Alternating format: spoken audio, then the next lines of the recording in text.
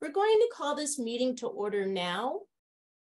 It is 7:06 on June 5th, 2023, and this is a public meeting of the City of Portland Police Accountability Commission.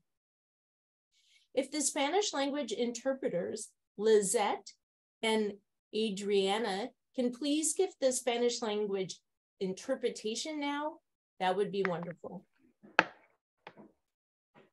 Esta reunión es una reunión pública sujeta a la ley del Estado de Oregón y a las normas administrativas de la ciudad de Portland y será grabada. Se dispondrá del servicio de interpretación al español para esta reunión. Al acceder a la interpretación, verá la señal de video de los oradores, pero la señal de audio será sustituida por la del intérprete. Para acceder a ella, haga clic en el icono de interpretación en los controles de la reunión de Zoom en la parte inferior de su pantalla y seleccione español. Gracias. Thank you so much. The city also offers ASL interpretation, which is being provided by Mary and Christine. Please pin their video feed to see their interpretation throughout the meeting. The closed captioning is turned on in Zoom as another means of assistance. But please note, this is an automatic captioning service and it is not always accurate. The city supports access to meetings of the Police Accountability Commission and can provide other language support as well. Please email in advance of future public meetings, either as a response to a public meeting notice or directly to policeaccountability@portlandoregon.gov to ask for other access assistance, including interpretation into other languages. This meeting is a public meeting subject to the City of Portland Administrative Code and Oregon state law, and it is being recorded. For this meeting, the chat function is enabled for commission members to communicate with each other. Members of the public will be able to ask questions using Zoom's Q&A feature. As the commissioners are presenting and/or discussing things, if attendees have questions, please feel free to submit them through the Q&A. We hope to use this feature to help guide our conversation during the meeting and future meeting agenda topics. We'd like to be clear that not all questions will be answered during the meeting, but if answered, both the question and the answer will be visible to you and will become part of the meeting record. To access this feature, just click on the Q&A icon in the middle of the screen. I'd now like to turn the meeting over to our co-chairs for our land acknowledgement. Thank you, Dr. Moses. I'm Catherine McDowell, one of the co-chairs of the subcommittee. I use she, her pronouns. And I'll be reading the land acknowledgement that's on display at City Hall. We acknowledge that the rivers, lakes, and streams and lands of the lower Willamette River rest upon the occupied territories of the Multnomah, Wasco, Cowlitz, Cathlamet, Clackamas, Chinook, Tualatin, Kalapuya, Malala, and many other tribes. We recognize the many villages, traditions, cultures, and relationships that existed along the river since time immemorial. We recognize these tribes stewarded these lands and rivers since time immemorial for future generations. We recognize and undertake responsibility for the destruction of the river and the land, of traditional food sources, sacred places, and multifaceted ways of life.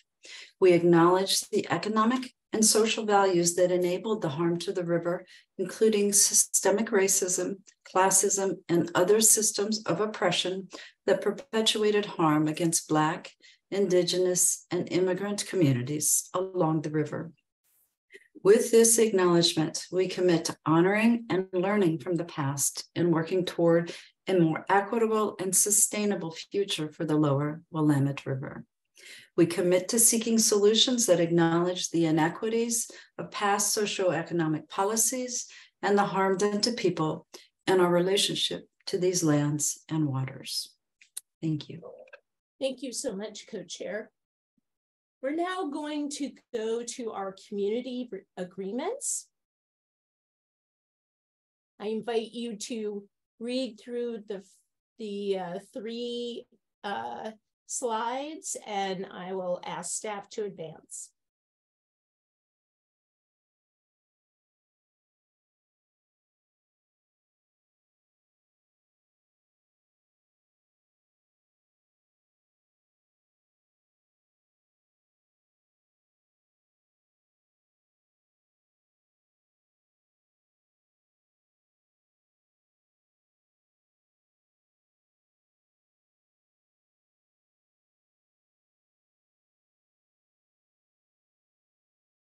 Next slide, please.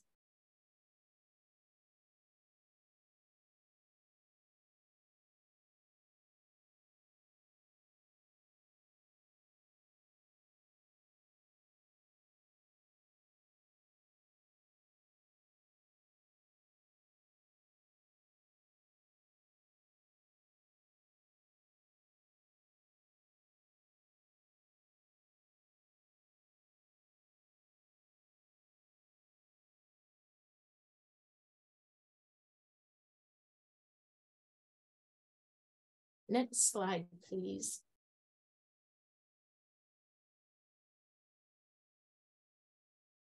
If you notice that a conversation is coming close to violating a community agreement, please call your fellow commission members in gently and with compassion.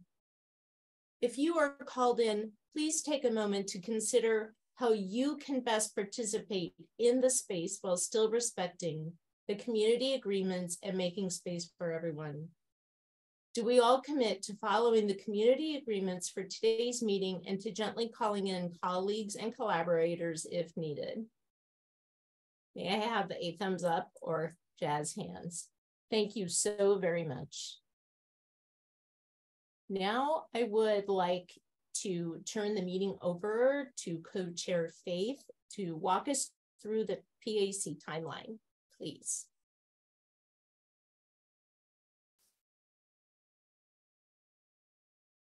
Thank you. Hi, my name's Faith Aiken. I am a co-chair of this subcommittee.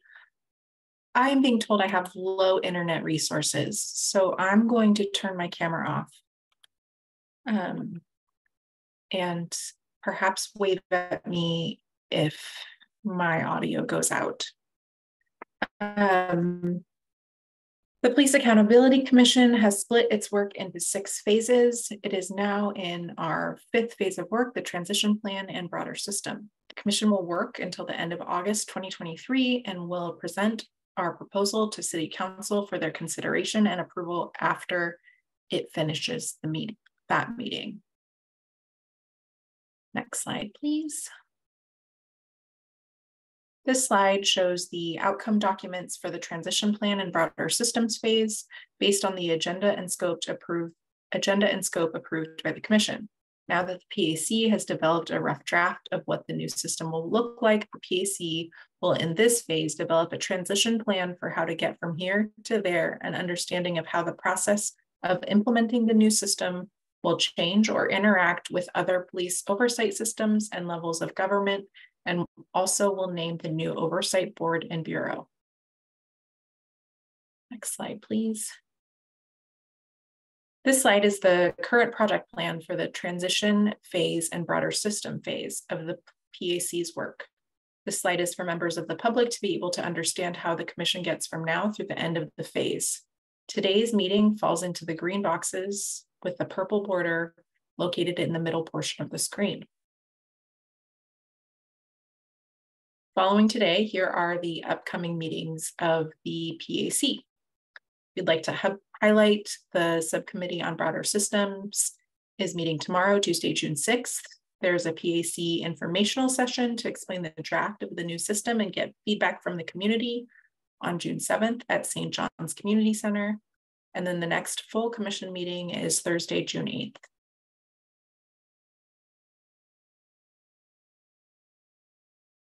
Thank you so much. Thank you. Please go right ahead, Commissioner Faith. Okay, today's meeting, we're going to discuss the outline of the draft transition plan for the new oversight body. First, we will hear updates from drafting groups on tasks from the previous meeting on May 25th, and then we will introduce the draft outline. We will discuss items and flag others for further discussion. This will shape the creation of the draft transition plan. After that, we will have public comment before looking at our next steps. Thank you so much, Co-Chair. I am going to call on Commissioner Dan. Good evening. Dan Handelman, he, him pronouns. I don't see anywhere else on the agenda where this fits, and I'm not expecting an answer or discussion right now, or but hopefully maybe by the end of the meeting. I had raised a question on email whether we might be able to start our meeting at 6:30 next Monday to help us get further along in our work, so that we won't necessarily have to have 3 meetings at the end of the month for people who are on the subcommittee. So I just wondered if that's something that can be decided somehow by the end of the day, because I think that's when staff wants to announce meetings a week from now. Thanks. Thank you so much, Commissioner Dan. So I am going to call an audible here, and we are going to go right into the co-chair's introduction of the draft document. We will hear the report outs as we go along the document.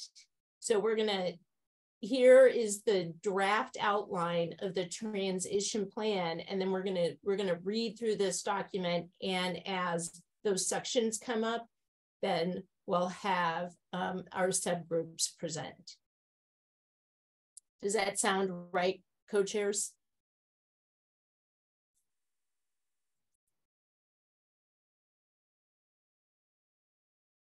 Faith is logging back in. Yeah, it sounds good to me. I think that makes most sense. So I think the idea is we'll go through the outline, which is a consolidation of people's work product to date, but has some openings, so people have more to offer as we go through. We can hear those additional reports as we get to that section.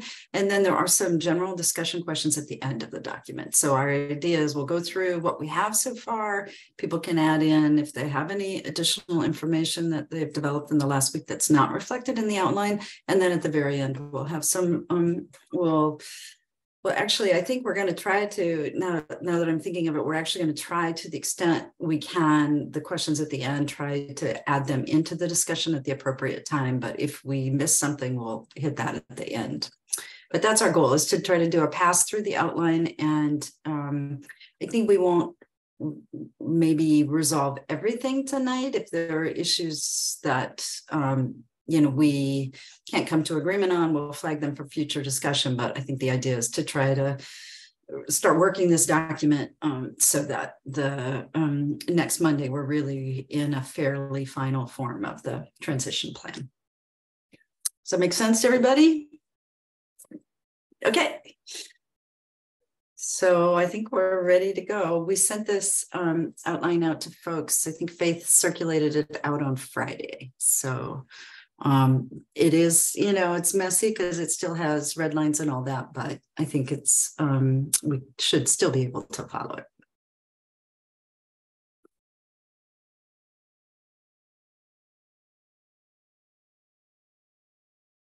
Beautiful. Do you want to start? We're going to move through the document. You're going to read the document out loud. I'm going to ask, are there any things you want to flag for discussion, facilitate that conversation, and then ask, can we move on? So those are the big questions for today. And, if you get into wordsmithing, that's fine if it's not going to take a long time. So, all right. Who's going to start us off? Is it section 1 that we're going to start off, or section A? I'm sorry. Very good. Yeah, Faith, do you want to start us off? Or okay, Sure. that's good. I see staff has raised their hand. Oh, please. Yeah, I just wanted to quickly note that section A is sort of unique in that it does encapsulate some, it's designed to overview. And so there may be things that are less detailed here that you may see later on in future sections in more detail, especially as we get to section A2 and A3. Thanks. Thank you so much, staff. Go right ahead, co-chairs. Okay, so as Co-Chair Catherine mentioned, we have condensed our multiple documents into this outline, and we'll go through each section. Again, this is very, very first draft, so please welcome your substantive changes or questions as we get going.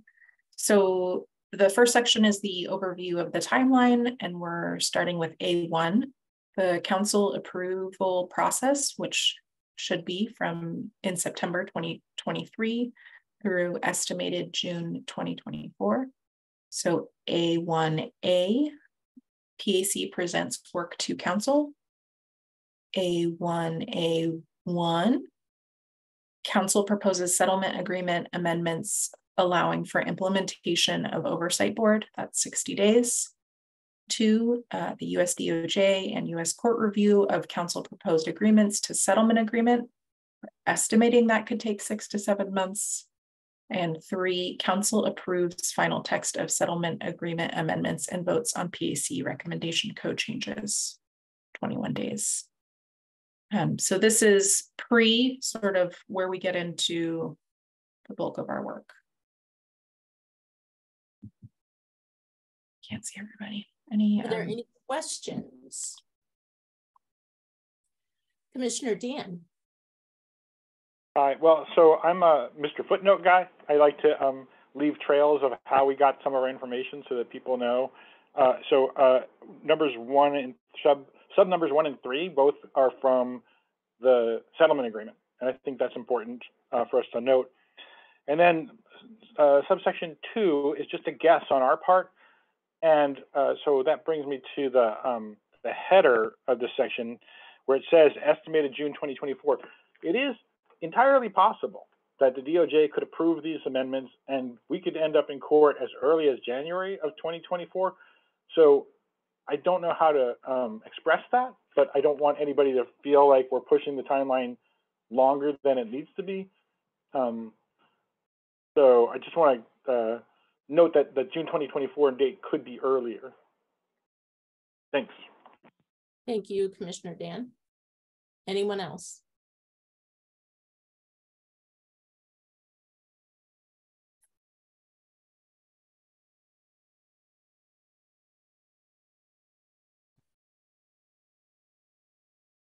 Okay, can we move on?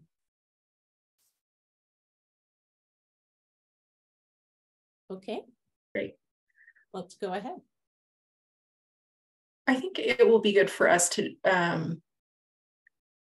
that's a good point, Commissioner Dan, because this is a bit out of our control and out of our scope, this chunk. So if there's a way, I'm making a mental note for co-chairs to follow up if there's a way that we can indicate that further, that we're not making recommendations during this phase in the transition plan. Okay, A2. So Catherine, I'm going to go through section A and then I'll pass it over to you. So transition period from July 2024 to at the latest June 2025. And per Commissioner Dan's earlier comment, the July 2024 is a guess date. The oversight board officially exists up to 1 year transition period begins. Month 1 through 12. A1. Although the oversight board will exist, it will not have any members appointed nor staff hired at the beginning of this process. 2, the transition team will manage the oversight board on an interim basis, including board member recruitment and onboarding and director application management. B, City Council appoints first board members. Incoming board members will work to hire the director and implement the remaining portions of this transition plan.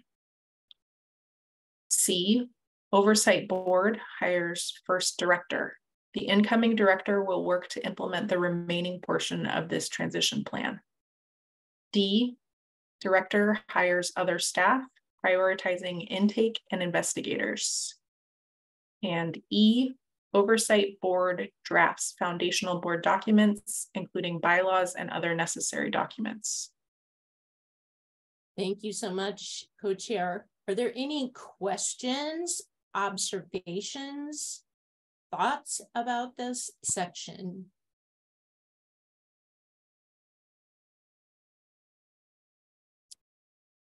Okay, there are three. I see Commissioner Dan. Go right ahead. And then Commissioner I can let the others go first. I've already talked. Okay, then I'll ask for Commissioner Charlie and then Commissioner Angie.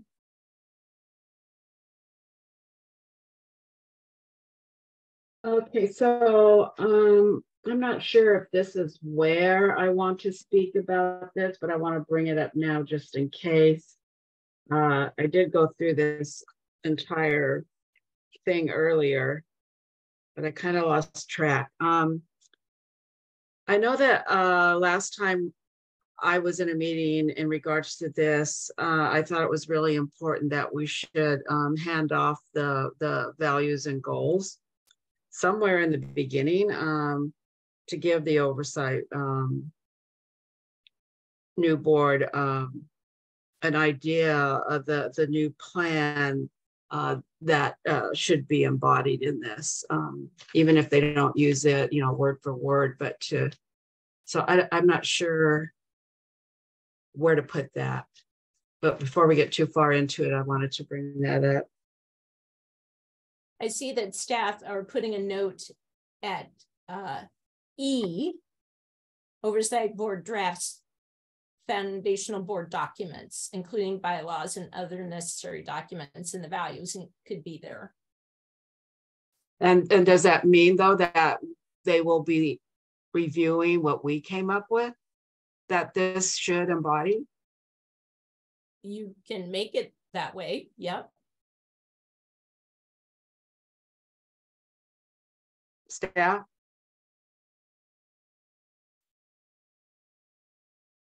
Yeah, I think you're welcome to do that. That might make sense to put into more detail in a different part, but happy to put of this document, but happy to flag it in comments and then we can figure out where it would go.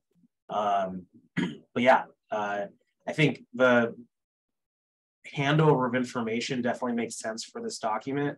And while there is a section down below on handover of information from PPB or internal affairs or IPR, there may well be other sources of information that makes sense to hand over. You can also go here. I think it's up to co-chairs on between the meetings where it goes, but there's definitely options.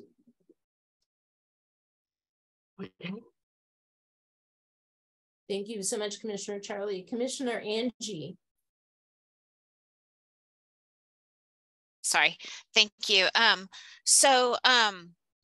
I did have a chance to read over this. I'm sorry I missed the last meeting, but the one item that I'm kind of worried about looking at this is that we don't have any staff hired. And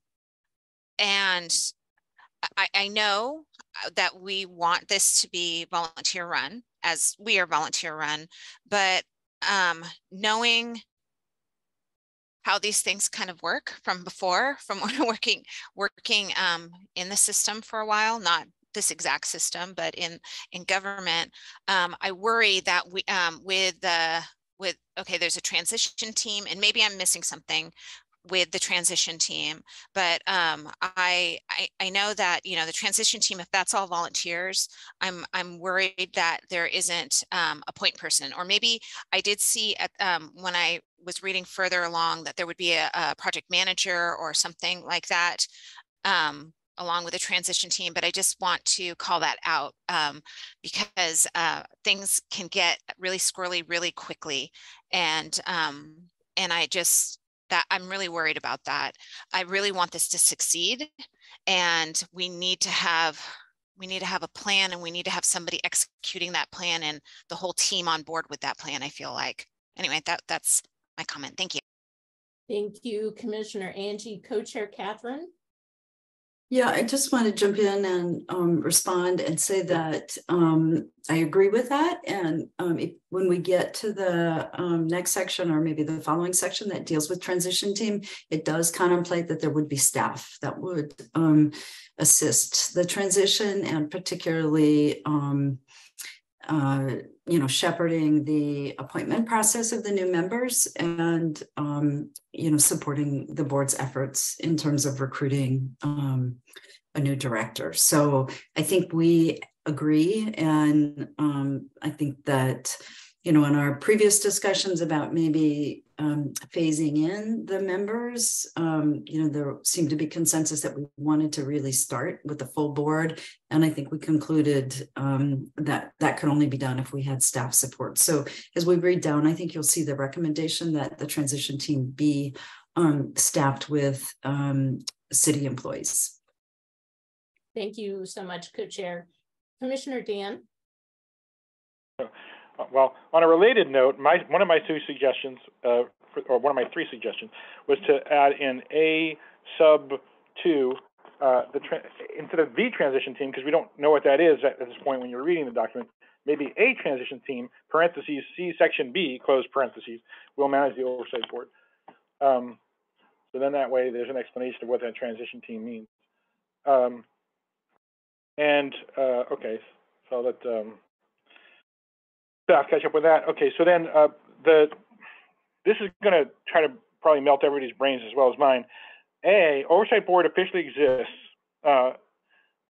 There are 3 requirements in the charter that have to be met. One is that has to clear legal hurdles, and that legal hurdle includes what I would call the second one, which includes collective bargaining, and third is the adoption of the code. So we did talk about them adopting the code, but the other 2, the legal and bargaining hurdles, could put a wrench in our timeline, and I just want to make sure people are aware of that. I don't know if we have to add anything to to our transition plan for that, but maybe we want to make note of those words from the charter, which is in section 001.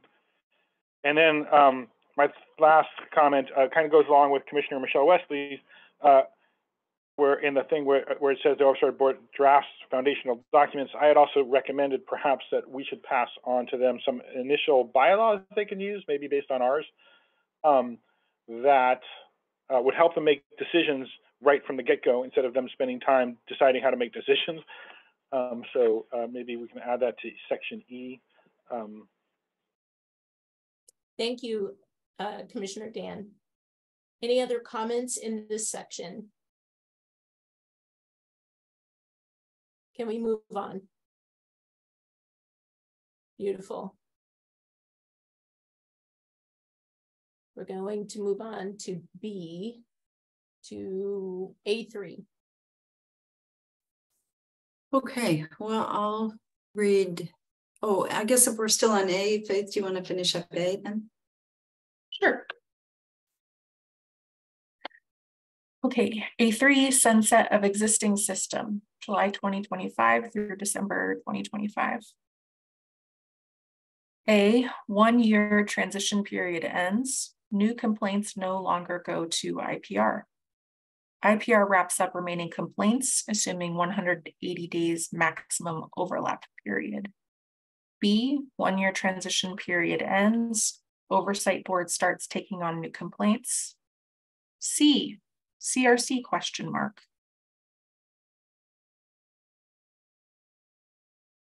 And the note from Faith and Catherine from Friday was, it's referenced below. Does it belong here? And I think we just wanted to discuss. Thank you so much. Comments? Staff? So for this one, and possibly also for A2, this may make sense to circle back to. It's designed to, in some ways, be a summary of sections that haven't been reviewed yet that are later down in the document. So just especially this particular one, which is a little bit less built out than A2 was to date. Just a note. Thanks. That's helpful. Thank you so much. Any other comments here on A3? Commissioner Dan, and then let's do Commissioner Charlie first and then Commissioner Dan. Well, I would like for Commissioner Dan to say what he's going to say, because what I'm going to say has, I'm going to comment on what he's going to say. Okay, that sounds great. Thank you. Thank you. Okay, so I'm just sort of laying the groundwork for that later discussion that staff just mentioned is going to come up. The 180-day overlap, there's a little note on the side that says myself and Commissioner Pitts suggested that could take as long as 2 years. And that's because the IPR will exist until day -1, right? So then on day 1, the new board takes its first case, starts investigating it, the staff takes it, and then they hand it off to the board starts making decisions. But everything that came in up until day -1, including any deadly force cases, are going to get investigated under the old system, meaning the police are going to do the investigations, that if there's an appeal, it has to be heard with a standard that defers to the police bureau, that if a decision by a body is made about findings or discipline, that's going to be recommendation to the chief. So these are parts of the system we flagged as bad parts of the system, and we don't want to expose the new board, I think, to having to listen to cases under that those processes. So that's why Commissioner Pitts and I put in that 2-year timeline. And on that note, again, you know, just Co-Chair Aiken, the times that are listed here could start earlier because it's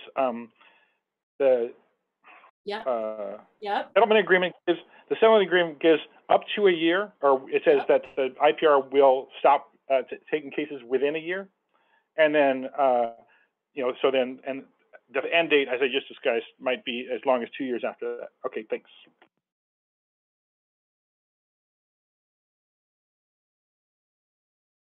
Thanks, Commissioner Dan.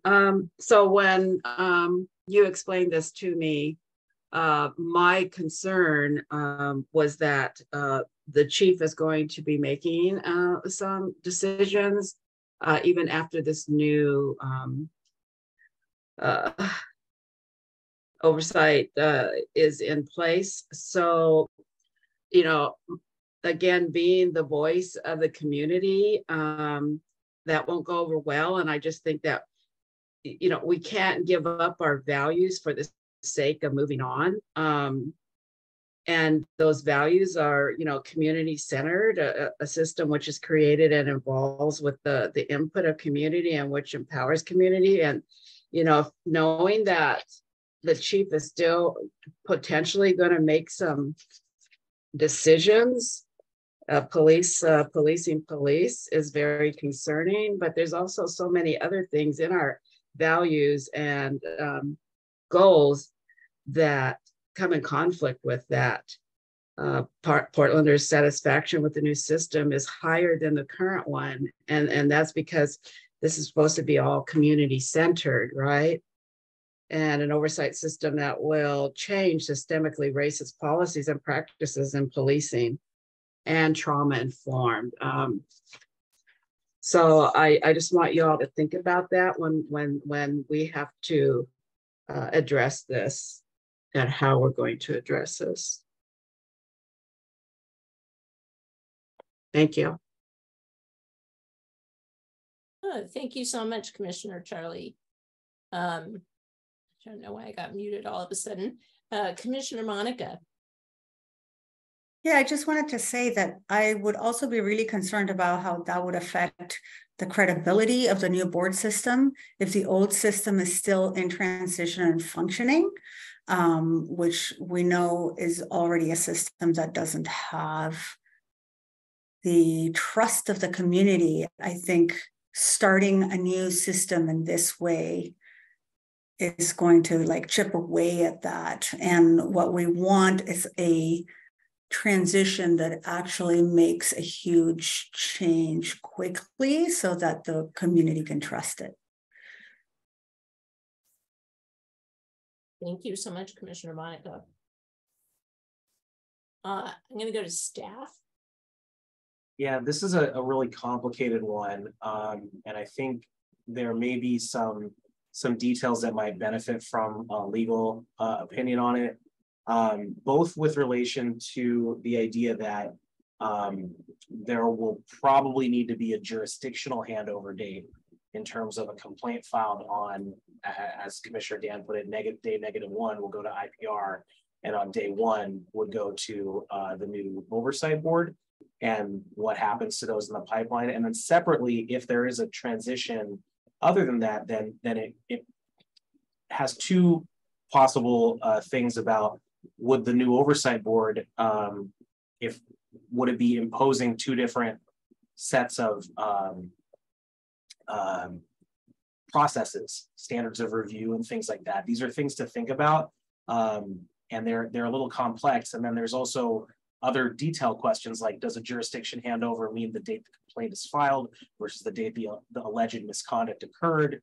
You know, there are questions around that. There's a discipline guide changeover that's going to happen around July 1st, 2025, when the collective bargaining agreement with PPA ends, and the state discipline guide that we discussed back last September at the full commission takes effect. So there's a lot of sort of complication around the old system, and might be worth hanging on to a couple of those questions until when we have IPR CRC conversations, to help them kind of give a little bit of an understanding of, are you talking about 40 cases that might overlap, or are you talking about like 2?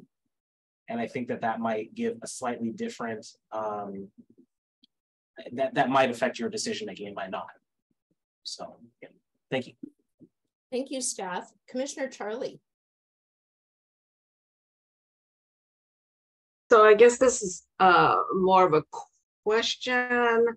I was looking at the City of Portland Police Accountability Commission outline transition plan B there, where it says from settlement agreement, and maybe someone can clarify this for me. 195 in 2020, the city referred to voters a ballot measure that would overhaul the police accountability system, incorporated into this agreement by establishing a new community police oversight board to replace IPR for investigations of certain complaints of police misconduct, and to propose section 11, replace the chief of police for imposition of discipline.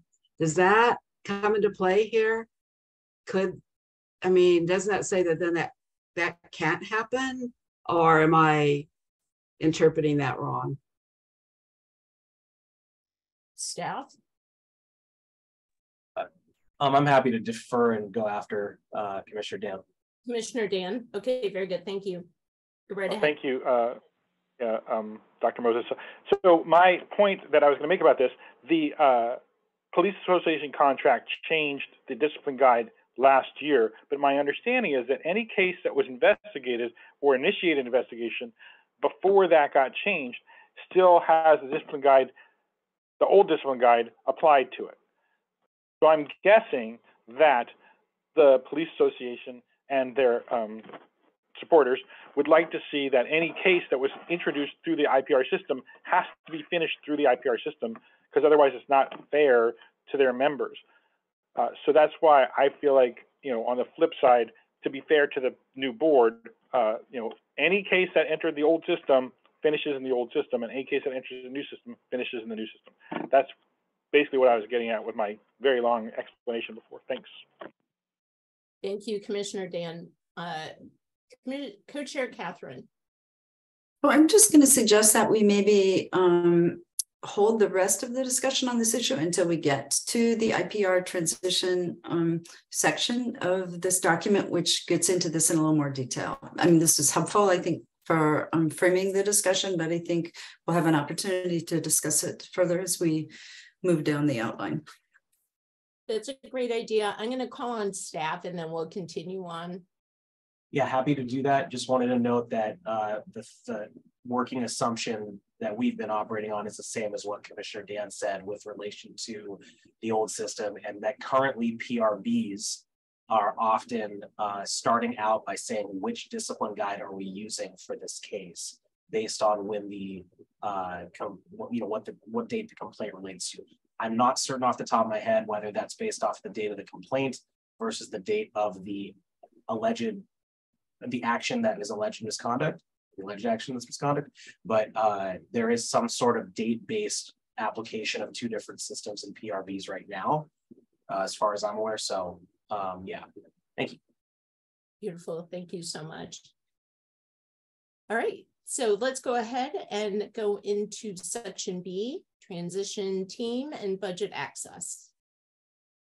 Okay, so I'll go ahead and read that. The initial BA, the initial implementation of the Oversight Board Transition Plan will be managed by an Oversight Board Transition Team, including staff and volunteers. Section B. They will have essential duties to ensure that when the board is created, they are able to initiate board recruitment and training right away.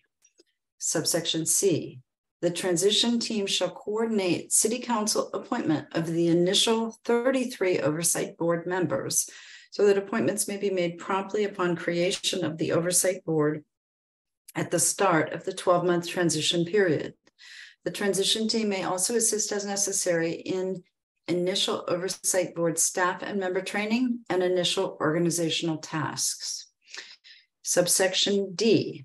Many of the tasks necessary to begin can be done prior to the beginning of the one-year transition period. Some of these tasks may include subsection D1, developing internal city capacity for the recruitment process, drafting board application, ensuring applications and ensuring legal compliance. Subsection D2, coordination between bureaus, and subsection D3, creating necessary city infrastructure for future board members, having IT permissions, protocols, and files in place, And subsection D, the transition team shall be hired, appointed during the period set aside for Department of Justice and judicial review of changes to the settlement agreement related to implementation of the oversight staff. Any questions? Commissioner Dan? I have one item that needs to sort of be resolved, and then one really minor numbering item. The numbering item is that this probably section should be B1, and then the other one should be renumbered from there. So that's why it was weird to have a BA. But on a more fundamental note, one that's now called BB and BC talks about initiating the board recruitment right away after when the board is created, and C talks about the appointments, and then D talks about making sure that the tasks like recruiting can happen before the board's created. So I think we should resolve that. Like B should say able to initiate board appointments and training right away. And then the part about recruiting can be in that section D, where it is already.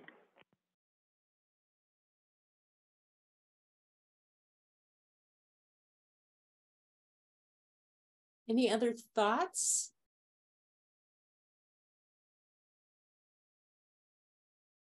Can we move on? Beautiful. Thank you. And staff are done making notes. We will move on to. Okay, so I'll read the rest of section B now. B2 is transition staff. The subsection A states the city shall create a transition staff to facilitate the early stages of the transition period. This transition staff shall be managed by at least one full-time City of Portland employee, preferably one who's familiar with the work of the Police Accountability Commission. Subsection B, Transition staff positions shall be transferred to the Oversight Board upon the hiring of the Oversight Board Director.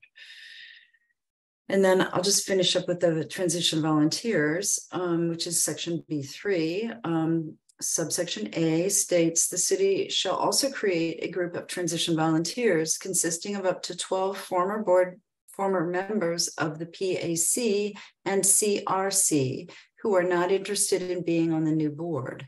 City Council shall appoint the transition volunteers, a process that transition staff will coordinate. And subsection B, the transition volunteer group shall sunset 30 days after the appointment of the first Oversight Board members.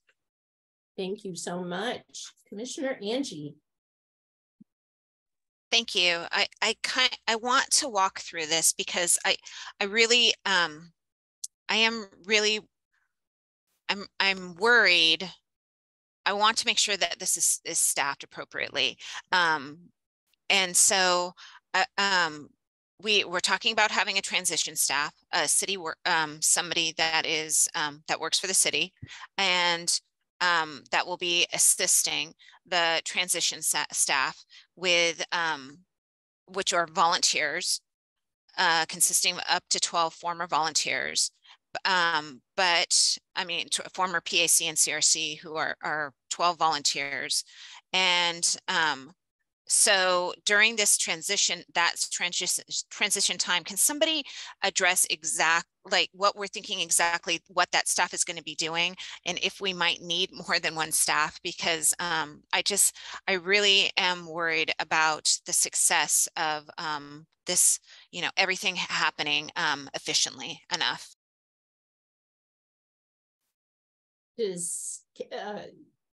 And I know this won't be perfect. I know that. I am worried that we need to have a clear enough plan for a project manager to follow by step and keep people motivated. That's just what I'm worried about. Co-Chair Faith. I think we did not want to be prescriptive as to how many staff members this would entail, as we know that this would be a divisive. If we say 3, that's too much budget. If we say 5, that's too much budget. If we say 1, that's not enough capacity.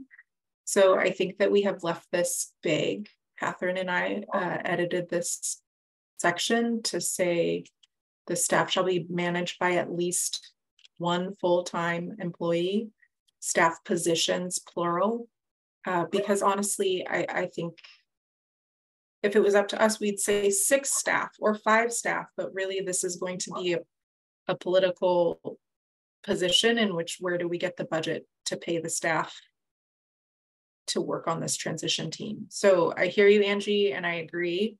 I think we're just trying to figure out how do we balance our desire to have a well-staffed transition, but also in understanding that right now we're fighting to be able to keep Austin and Jamie.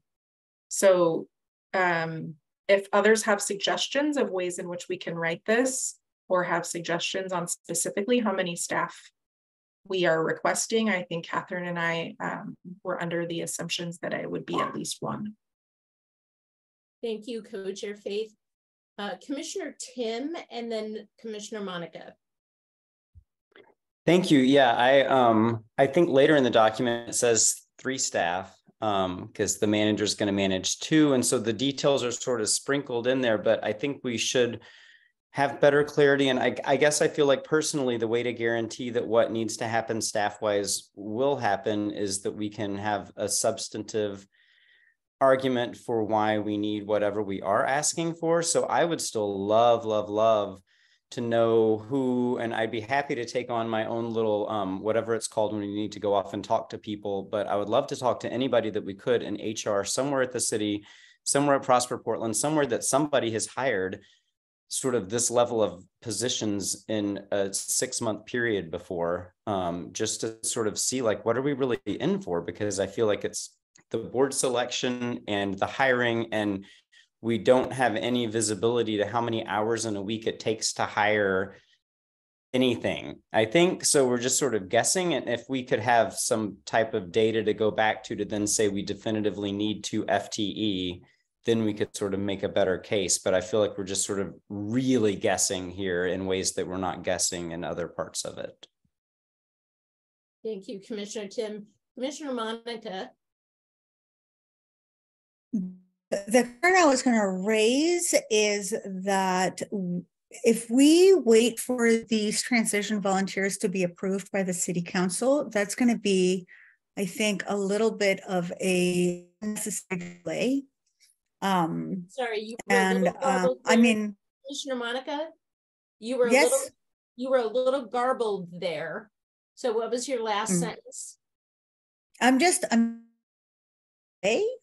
between the city council approving or appointing these volunteers.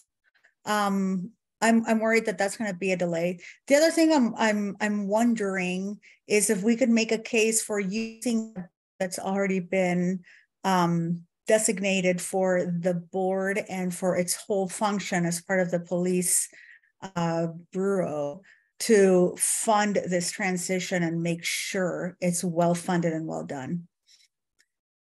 Thank you, Commissioner Monica. Staff? When you're done. Yeah, just to, this might relate to what the second part of the last part of what Commissioner Monica just said, but I was thinking of it since Co-Chair Faith was speaking. The part about the budget might be covered in the next section to some degree. And part of the challenges that is the question over whether or not this would start before the final approval of the city code, which is to say day 1 or day 0, as the case may be, or not. Because if it starts before that, then there are limitations on budget and somebody will need to come up with how to fund things, right? If things that occur during the council, DOJ, or court, or council again review. Whereas if it occurs after that, there is theoretically, to the degree that you've established in the section we're about to get to before, budget for the oversight board that could be used for its own, standing up to some degree.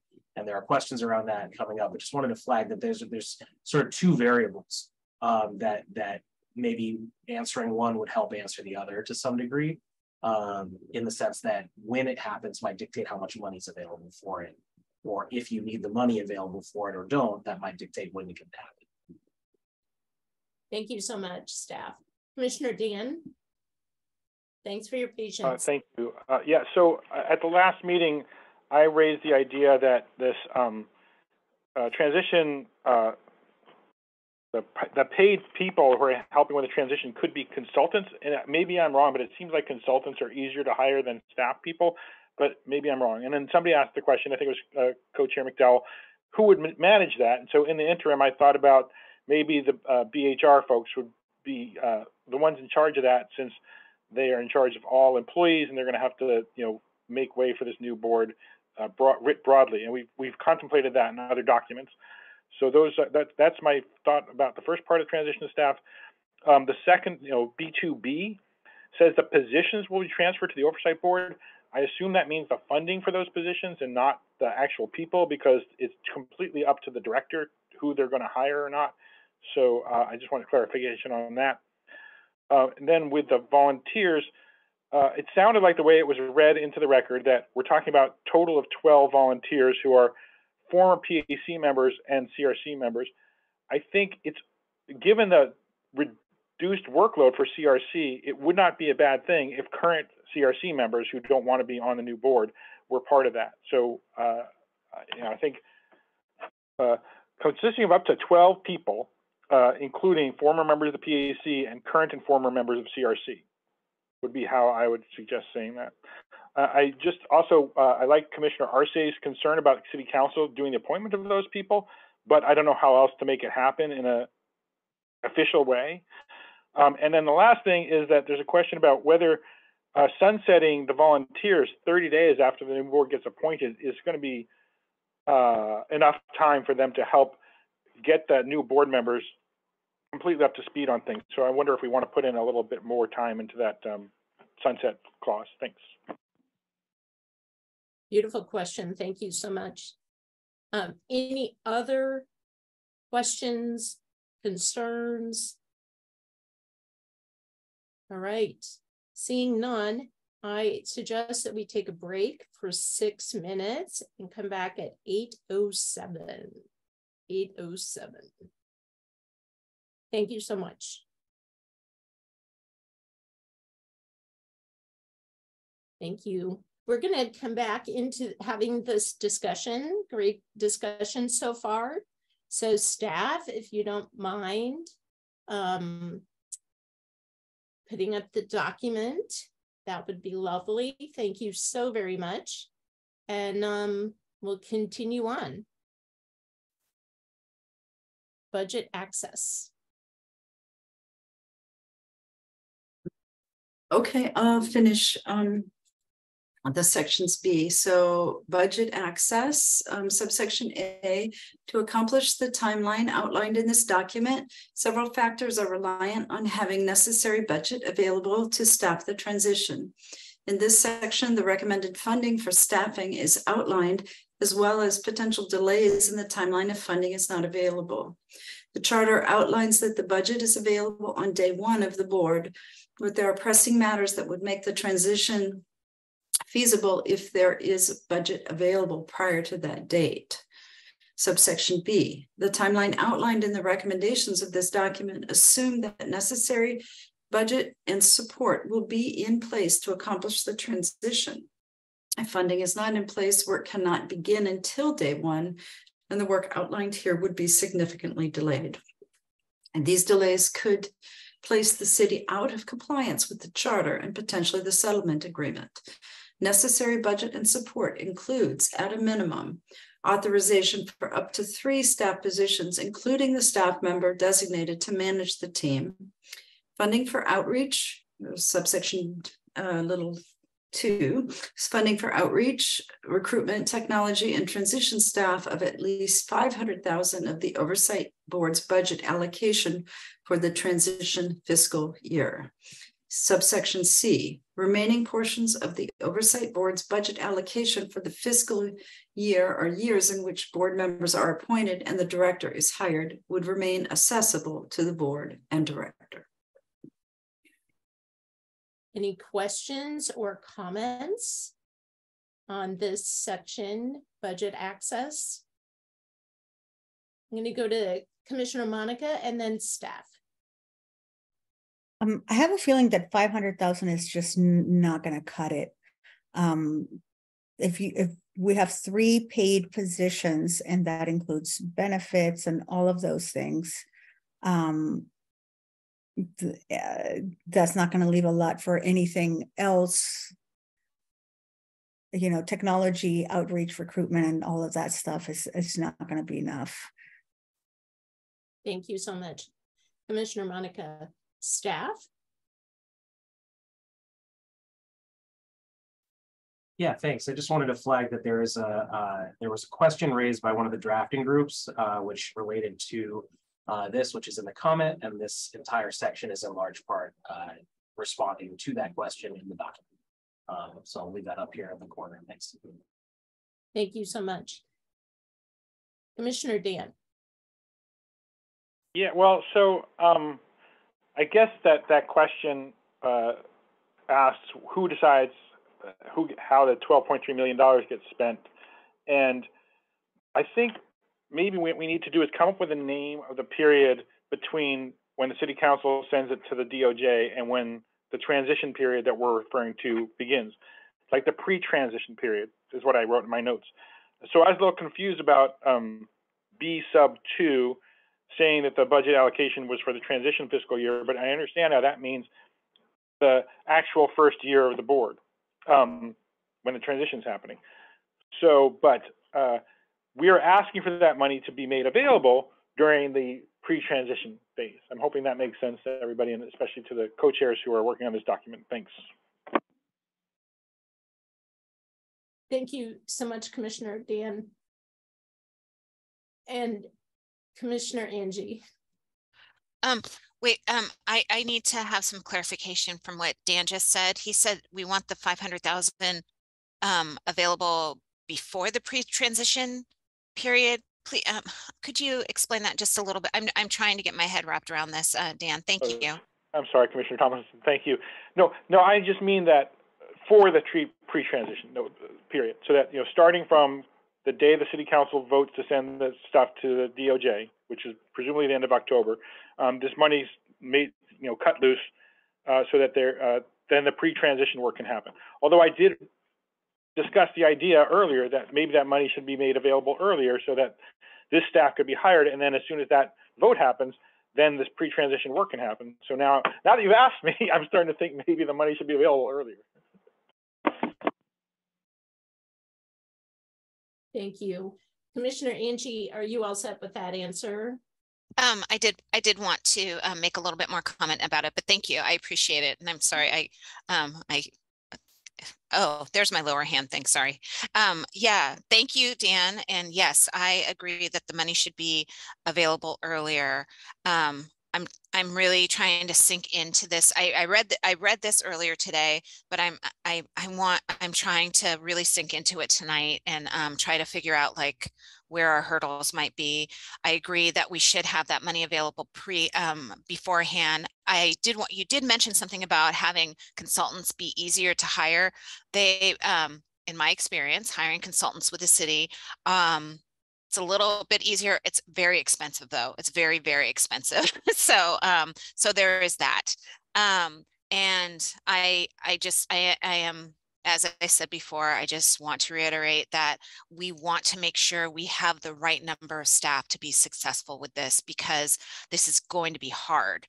And I really need to think about this for myself a lot more in the next couple of weeks, because we want to make this transition document as bulletproof as possible to make sure we succeed. So I'm going to be thinking more about this, but that's all I'm going to say right now. Thank you, Commissioner Angie. Co-Chair Faith.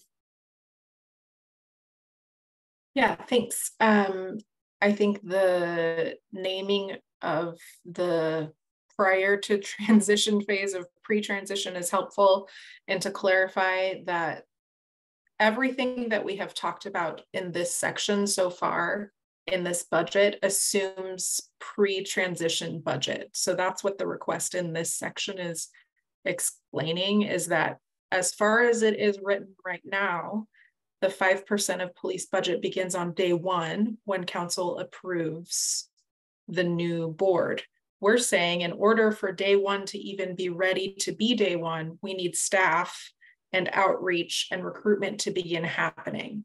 So that's why there's this section around the pre-transition, because as it is now, the assumption is that the money isn't coming until day one. Ignore pre-transition, and just day one is when the board starts.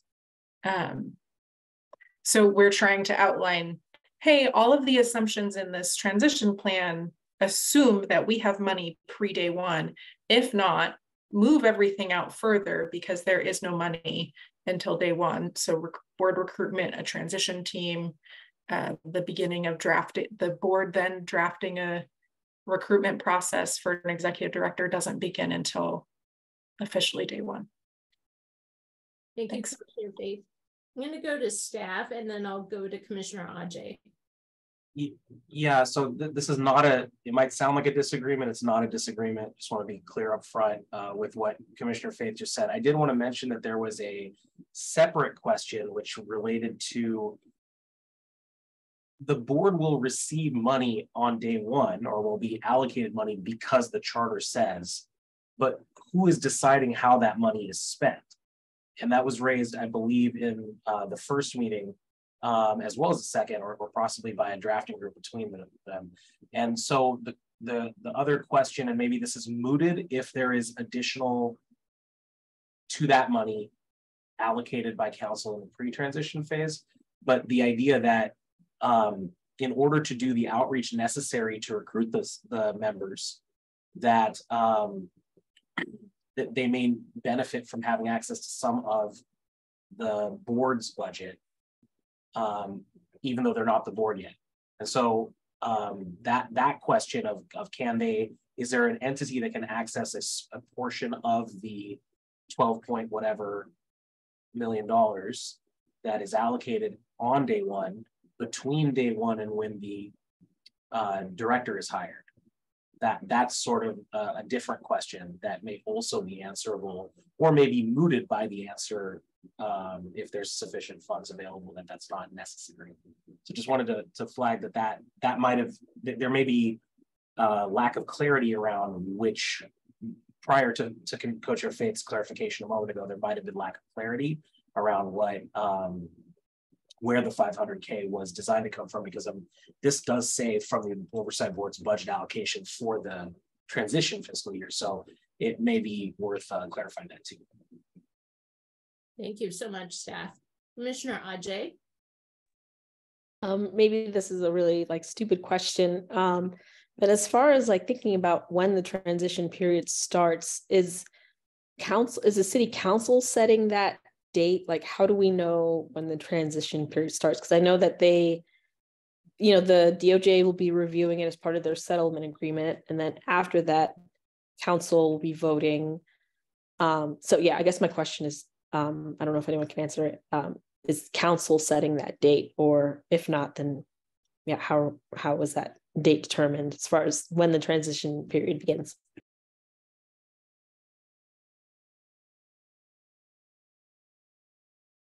Co-chairs? Yeah. So I know we're mixing up so much verbiage. Let's just call it day one. The new board exists. Day one exists after. So if we could actually look at that document again, after we present our materials to City Council, our materials, City Council can make any edits and then present it to the DOJ. The DOJ then has time to agree or not agree, make any changes of how that affects the settlement agreement. It goes back to City Council, and then City Council approves that the board exists. When that happens, the board exists the next day.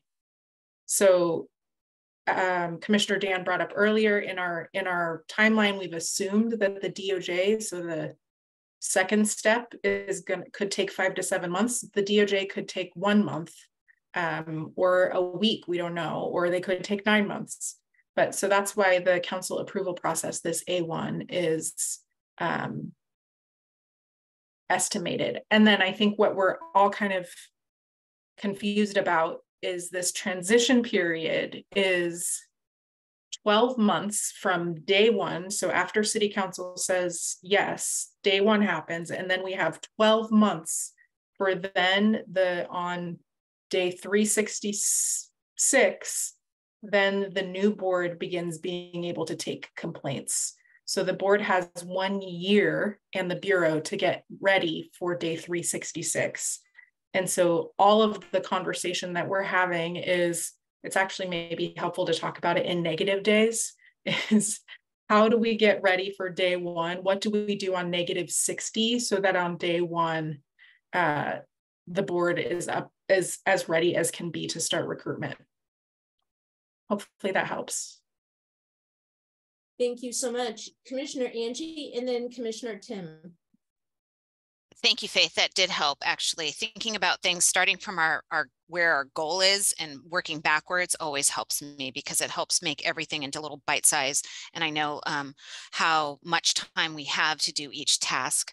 I do maybe want to I just want to consider, or I'd like everybody just to consider maybe an equivalent type of thing that's happening right now. And I hate it when, we're always comparing ourselves to the Charter Commission, but I know that they're taking on a big bite of policy like we are, basically. And I'm wondering, I'd like us all to maybe think about, I feel like they've been somewhat successful.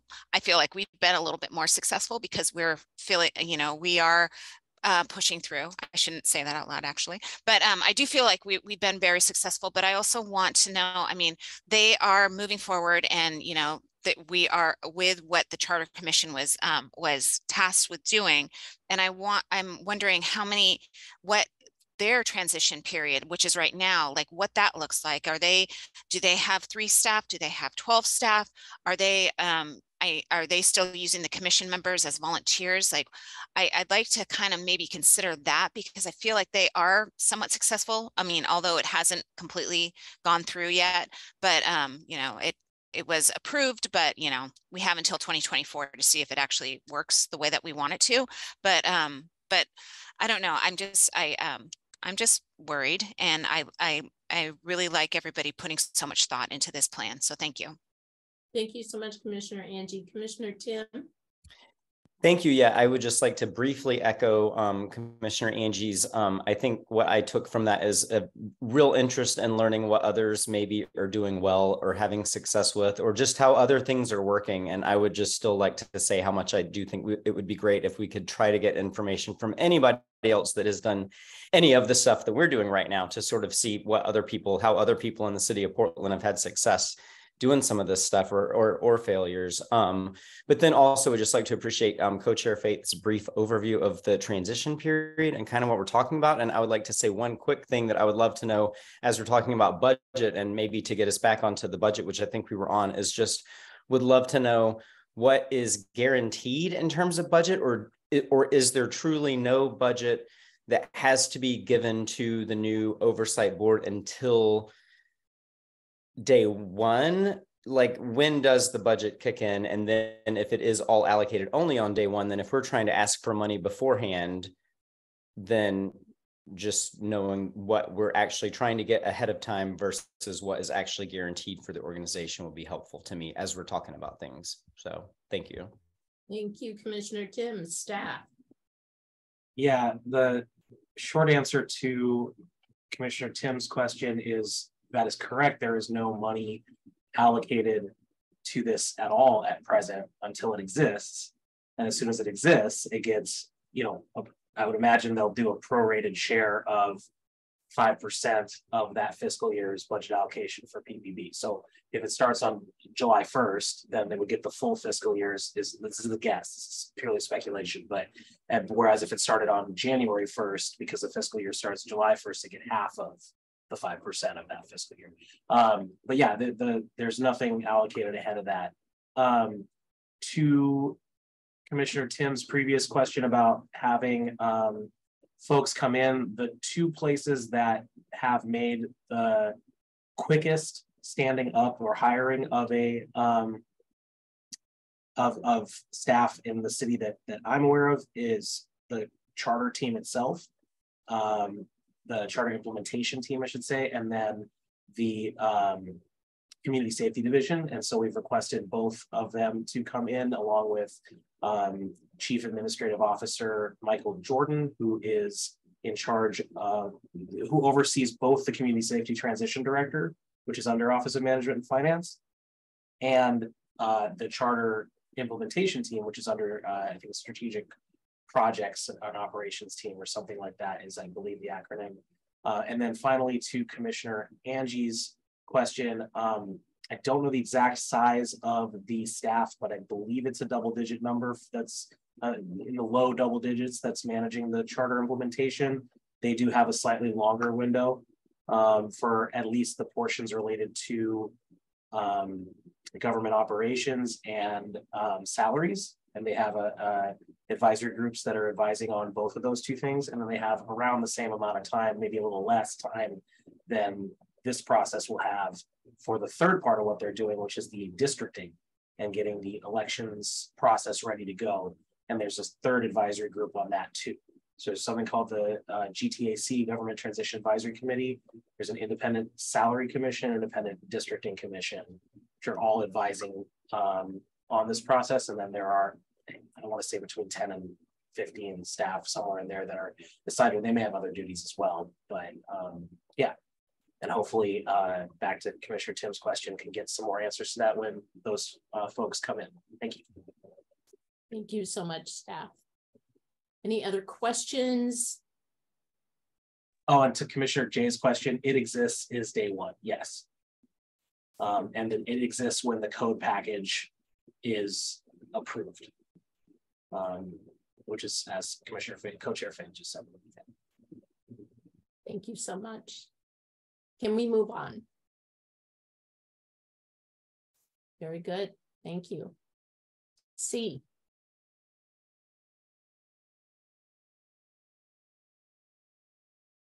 Commissioner Faith, are you reading this? Great. Thank you. C. Initial member appointment and training.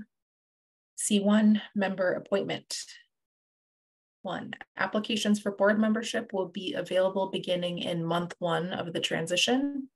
So again, after day 1, month 1. Transition staff will manage the application process and conduct outreach to the community. Once 4 to 6 weeks have passed, the application will remain available so that additional applicants can apply. However, the applications submitted in the 4 to 6 weeks will constitute the first applicant pool. The transition team will review all applications and submit to the City Council a set of applications for them to consider. Appointments made before January 1, 2025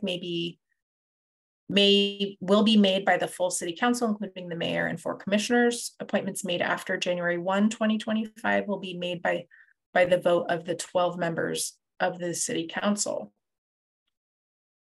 3, the City Council shall have 2 to 4 weeks to review the applications, and then we'll let the transition team know which ones they would like to vote to appoint.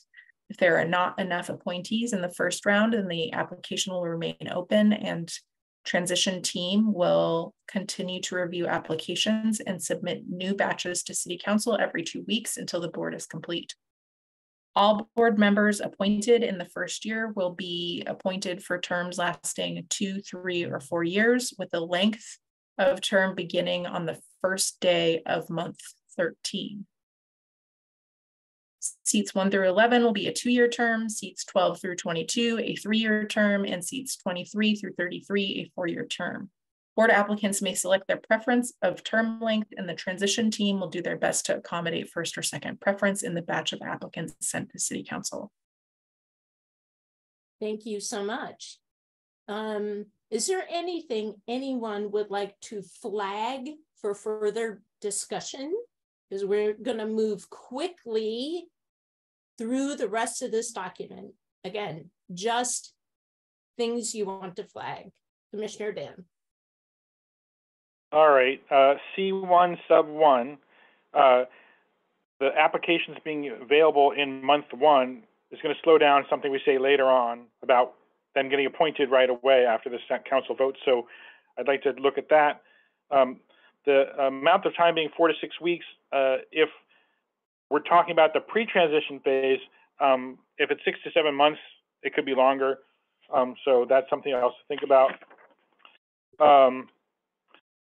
The City Council having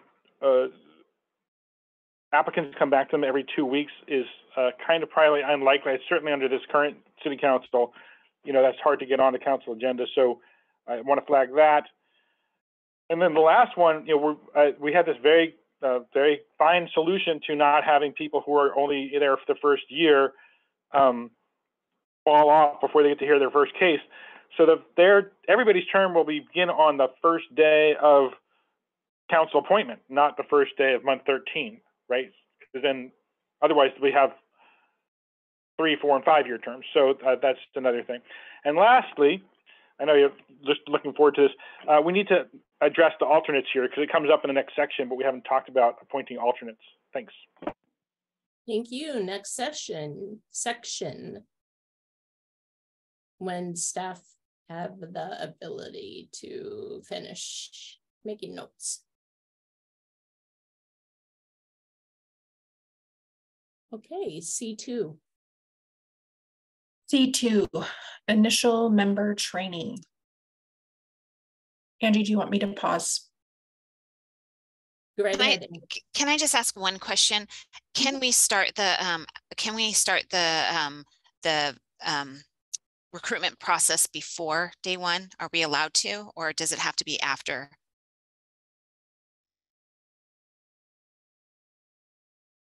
I don't know. Okay, garden plot, that's fine. I just have the question. Thank you. Commissioner Dan. Sorry, I also found another note. My handwriting is really bad. So I brought this up at the last meeting, that doing their best to accommodate first or second preference in the batch of applicants. I think we should mention using diversity as one criteria, so that we don't have like a set of 11 people who are all from the same background, traveling with each other. So just want to flag that for addition. Thank you so much.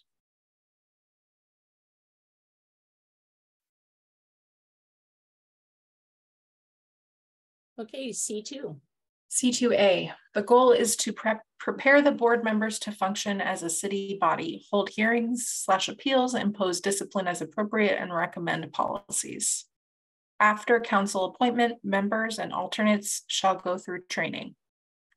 Training organized by staff may be delivered by staff and or by experts and affected parties. Topics shall include, at minimum, city training applicable to all members of city advisory groups, training on public meetings and public records law, training about the Portland Police Bureau, including its history, including lawsuits, history of the Portland Police Association, key events, policies, procedures, and internal PPV training. Training about the oversight board and staff, including its history. Sub 1, the history of the Independent Police Review, Citizen Review Committee, and Police Review Board delivered by people involved in those entities. 2, history of the ballot measure delivered by people involved in drafting and promoting 26217. 3, history of PAC delivered by PAC members. Section 5, training about the Oversight Board's internal structure and processes. 6, training about civilian oversight of law enforcement. 7, training about the local history of over-policing, including geographically specific training by PAC and people with mental illness. 8, paperwork necessary to ensure access to city resources, including compensation and other support services, potentially from BHR. 9, training on confidentiality. What does BHR stand for? Bureau of Human Resources. Thank you so much. Appreciate that. Staff? Yeah, just wanted to flag that there are a couple questions in the comments, some of which might answer each other that were relevant. So one down below, will people be paid to conduct these trainings? There's nothing on that presently. And then this one, to what extent will a project manager assigned to the transition be able to coordinate or deliver these trainings? And then possibly also who else would deliver it. In terms of coordinating it, most project managers would be able to coordinate that, certainly depending on how that's selected. But in terms of delivery, that might be something to discuss. And certainly if there are folks outside who are delivering it beyond that transition staff, there's an open question that the commission could answer about whether or not they should be compensated for said training. There are also some questions around who would deliver some of these trainings in general. Their inclusion in this document might be limited to the ways in which it deviates from the standard desired practice, a couple years beyond that. So if the answer is that you're intending for something different to happen during the transition than post-transition, then it might make sense to put into the document. But if we're figuring out who's delivering the training in general, that might be a garden plot item for revisiting the board membership document. Just wanted to flag that. Thanks. Thank you so much, staff. Commissioner Dan. All right, so this is the section that I worked on in a working group, and I think we brought in language from the board membership document that I think staff was just referring to about what training will be like for the second, third, and fourth wave of board members. But at that point, they'll have their own staff and there'll be existing board members to help do the training. So I think we need to be as specific as possible about what the training should be and who delivers it for this first set of people who won't have any of that. On that note, both in this section and the next session, some of the language, we didn't change the language that we brought over. So what's now called C2A sub Roman numeral 2. Training organized by staff may be delivered by staff. Well, there is no staff, so it should be delivered by the transition team, I think. And then in sub 5, it says training about the oversight board's internal structure and processes. And our original document included a couple examples of the structure and processes that are already laid out in the documents we've created, since a lot of that other internal structure and processes will be up to the board to come up with, but there are some things that are going to be, in the city code that need to be explained. So I just want to put that comment back in somehow. Thanks. Thank you so much. Staff, did you get that? I don't have access to that document just right now. So if there was an old version that has something, I need to check it later. But got the other part of it, yeah. Okay, great. Commissioner Tim. Thank you. Yeah, just I definitely did have some discussion points about who would deliver the training. So something that's flagged for further discussion, is this going to be brought up again at a future subcommittee meeting for discussion in the same fashion? Is that how it works? I just wanted to know sort of the process here out. Yes. Awesome. Thank you. Any other items needing to be flagged for further discussion? Very good. Let's move on. I'm sorry. Can we move on? I should ask the question. Thank you so much. All right. Section 3, peer training. Appointees shall be assigned to one or more current full board members for peer training. 1, training should be done by members of the Citizen Review Committee and Police Review Board. The new oversight board members should be allowed to review case files in CRC appeals and PRB cases, think about the findings they would come to in those cases, and attend the hearings without interfering as part of their training on how to review complaints. Preferably, the community pool members of the PRB will conduct the training and not members of the PPB.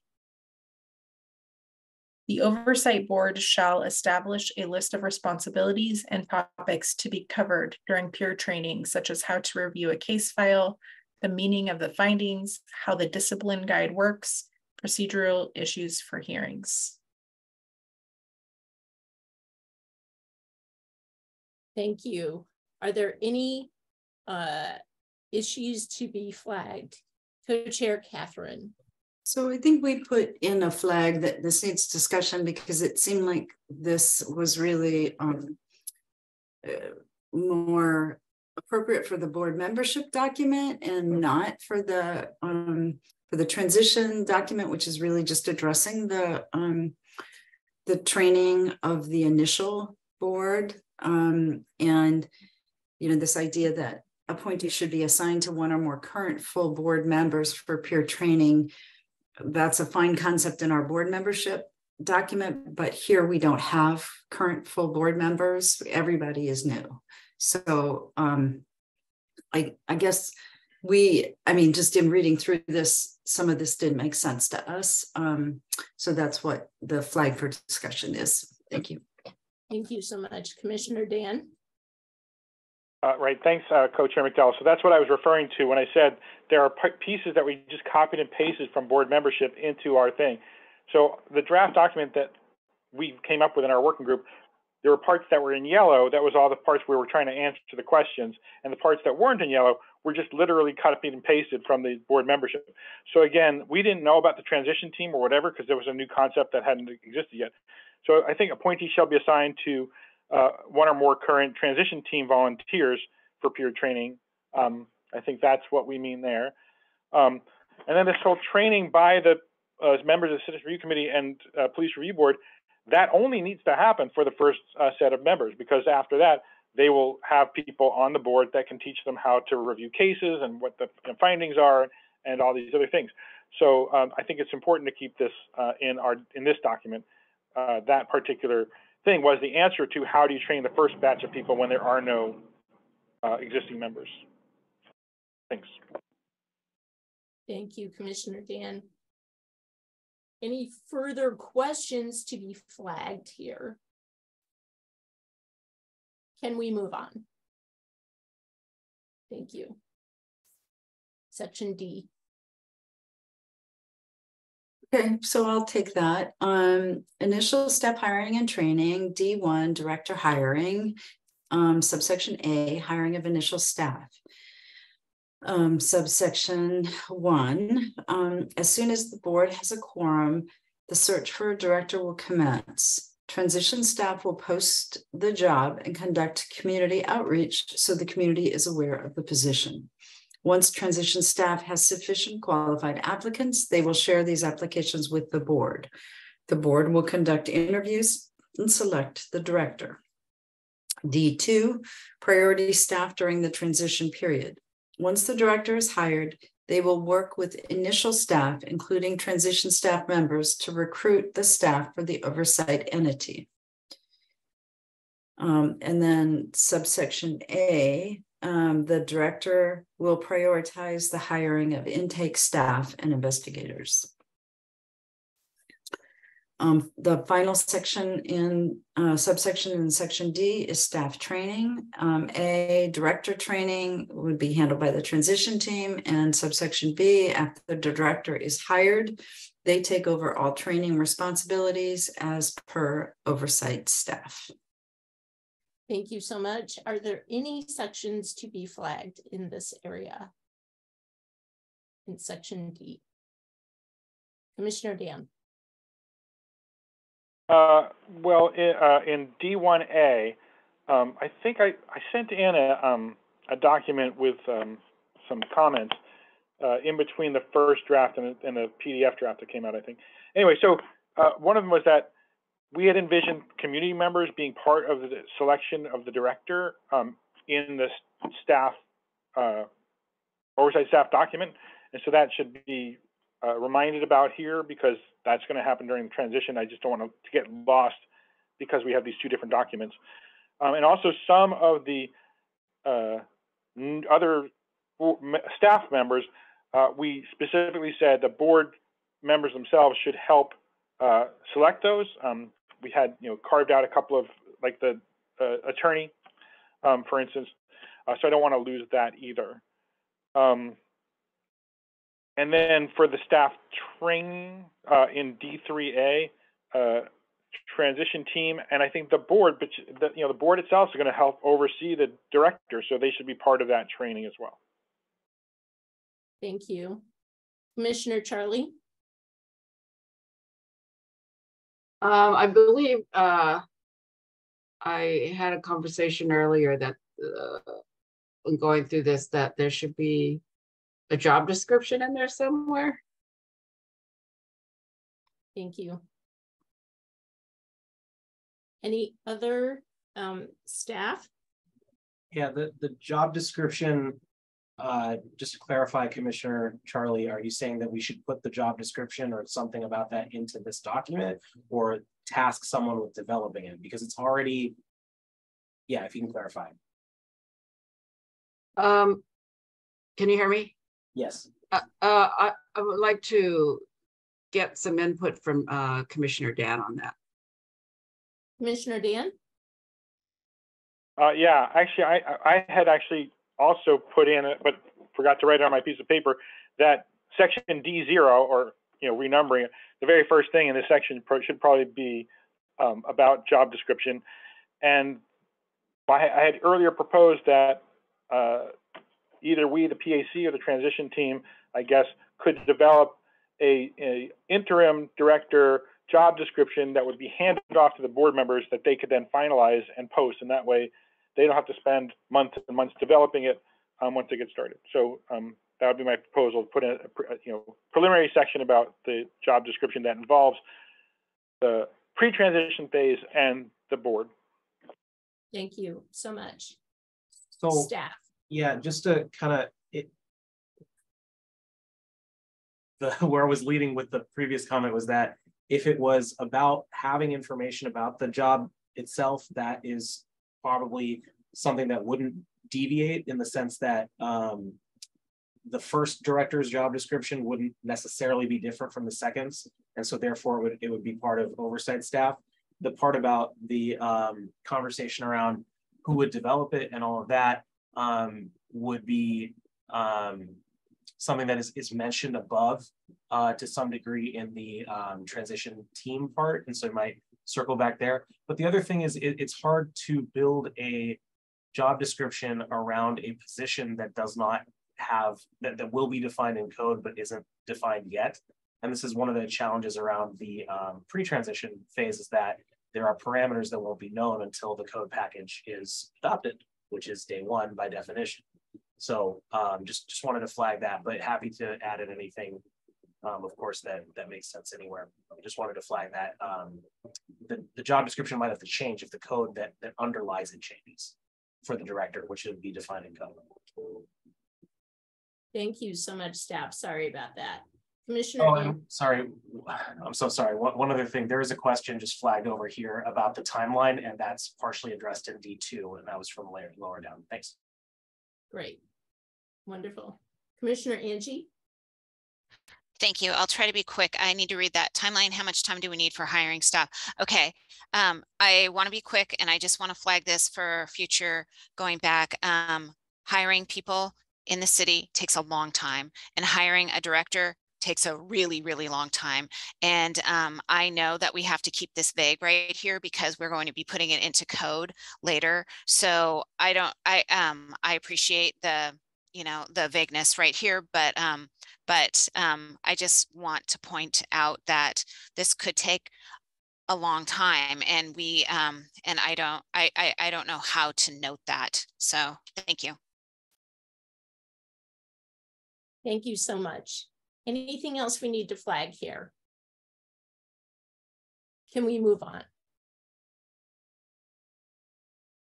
Thank you so much.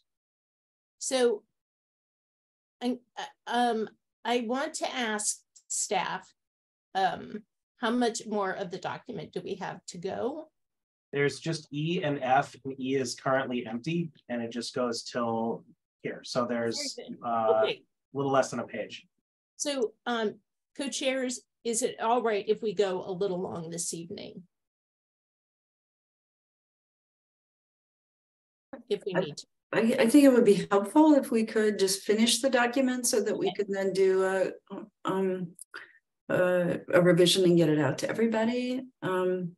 So I guess one question though is there anything in addition to add here on the transfer of files and information in terms of a report out, or are we just skipping to subsection F? The team, is there a report out from the team that had transfer of files and information? I think that's Angie and Lavisa, and Lavisa's not here, so I don't know if Angie has anything, can give us a quick status on that. Thank you so much. I don't have a status on it because we have been missing each other because we've been busy with work in separate places. So I need to talk to her, but I'm sorry. And yeah, as soon as E came up, I thought, oh, I need to dodge this anyway, but I don't need to. We will get together in the next week and talk to each other, but we both have other commitments going on, but we will get together and get it done. Okay, well, just let us know if you need some help from others in the group. Okay, so I think that takes us to F. So I think that's me. So sunsetting of IPR and CRC, F1, general IPR CRC transition. A, beginning in month 13, IPR will no longer accept new claims. They will continue to work through any claims accepted prior to day 1 of month 13. As their work winds down, the IPR director, along with the Bureau of Human Resources, will determine how to reduce the size of the organization to match the workload. Subsection B, IPR staff will be given hiring preference to work on the staff of the Oversight Bureau as long as they meet all additional criteria for employment. The transition of of IPR staff to the new Oversight Bureau will be coordinated between the directors of the organizations so that IPR does not lose more staff than they can handle at the beginning. Subsection C, the Citizen Review Committee and the Police Review Board will continue to hear appeals in PRB cases until the last ones initiated under the old system are completed. This ensures the Oversight Board does not hear cases using older procedures and standards. And anything, does anything need to be flagged in A, B, or C? Commissioner Dan. Thanks. So in A, the 2 references to month 13, I think should be changed to day 1 of when the board starts taking complaints, because it could happen earlier than the 12 months that's envisioned. And I put the text from the settlement agreement in the chat earlier that explains that that can take up to a year. It's not saying it has to take a full year. And then just again, to reiterate around subsection C, here are the 3 questions that I think the community is going to ask about the board if they're using the old, if the new board has to use the old system. Why are you deferring to the police? Why are you using investigations done by police? And why are you recommending to the chief instead of making findings and discipline on your own? And I could put those 3 questions in the chat too. Thank you. Any other comments? Anything to flag? Very good. Let's move on to D, please.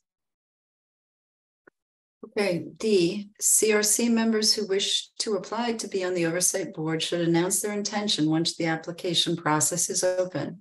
CRC should continue to function with no fewer than 7 of its allotted 11 members so they can hold hearings with a quorum of 5 and sit in on PRB hearings where CRC members are required. Subsection E, the pool of PRB members shall be sufficient to hold police review boards for as long as 2 years after the new system is in place, and the pool of CRC members shall also be sufficient to complete any ongoing work.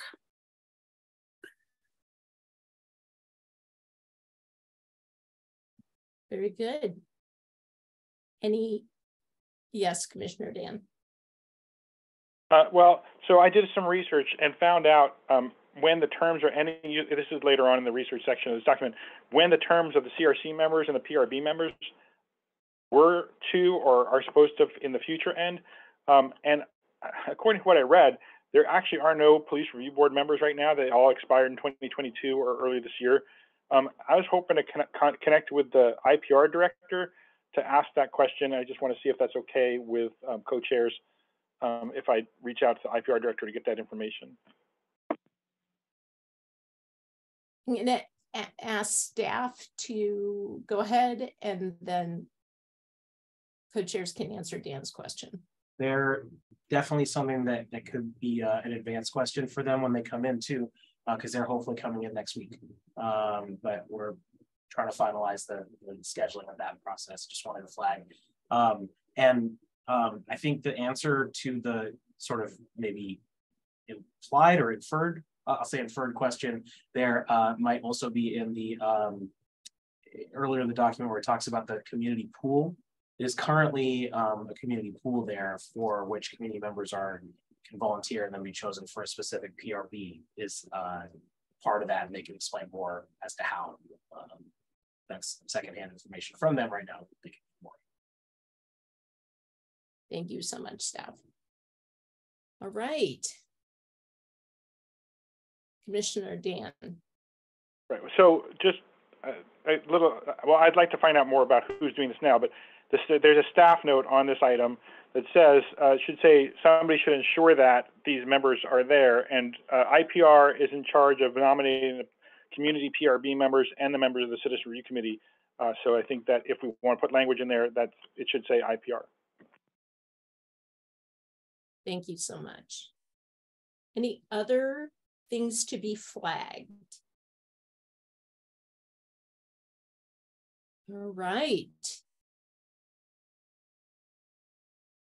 So I'm thinking we're moving on to next steps.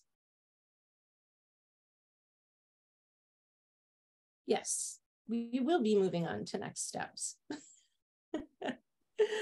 Welcome in, Corinne. Thank you so much. I'm now going to pass it over to staff for next steps for the subcommittee on transition plans. Thank you. So in talking to subcommittee co-chairs prior to this meeting, a couple things came up. One is that, for the drafting groups that have already reported in, effectively the work of the drafting groups is complete, but for that last group there with the transfer of information, it would be helpful to have text certainly submitted for that. In addition to that, there'll be a review of the conversation today, and co-chairs will develop a draft and send that out by Thursday afternoon, evening. And that will allow for members to take a look, and there'll be a timeline for it, either through Saturday or to give any initial comments back. And then those comments will be consolidated into a single document and track changes. And that'll be the working document for next week. As a side note, that'll also be the cadence, but more stretched out between next week's meeting on the 12th and the other meeting on the 26th. There'll just be more time because right now we have 1 week between the two meetings, and that time there'll be 2 weeks between the meeting on the 12th and the final scheduled meeting on the 26th.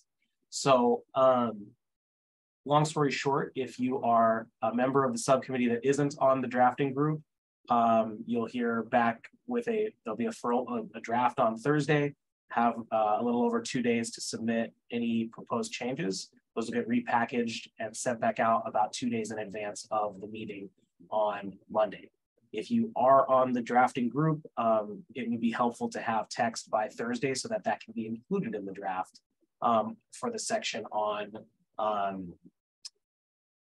transfer of information and files from current system to the new one. And then while I'm here, just wanted to flag that we will be changing the time of next Monday's meeting to start at 6:30, not 7. So again, next week's meeting will be 6:30 to 9 p.m.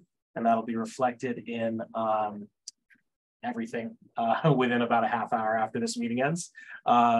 And so that'll give more time to go through this and hopefully also hear from whoever else needs to be heard from in this process, as well as more opportunity for community, of course. So co-chairs, does that cover everything that we talked about? Yes, for me. Awesome. So then I'll pass it back over to Dr. Moses. We will now take open public comment on the issues that PAC is discussing, or community members can tell their story about policing and police accountability. We ask members of the public to keep their comments or questions to 3 minutes in length, and raise your hand if you would like to speak. Are there any people in attendance that would like to give us public comment? Do not see any raised hands. So I will go ahead and ask for a garden plot recap. Staff, are there any things that need to go into the garden plot?